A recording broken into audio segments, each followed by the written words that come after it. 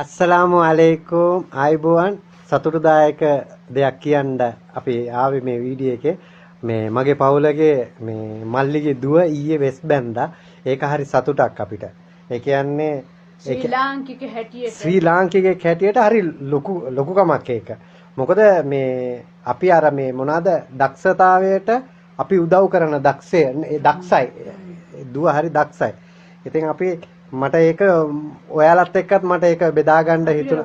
ඒක ෆොටෝ එක දැක්කම මම Facebook එකේ මම දැක්කා. දැක්කේම මම ඊට පස්සේ මම කතා කරා ඒ කට්ටියත් එක්ක. මම ඒකේ ලින්ක් එකත් මම දාන්නම්. හරි සතුටුයි අපිට වෙන මොනවත් නෙමෙයි. එයාලටත් ඔයාලා දෙයියන්ගෙන් ප්‍රාර්ථනා කරන්න කියලා තමයි අපි ඉල්ලන්නේ. තව පුතෙක් ඉන්නවා.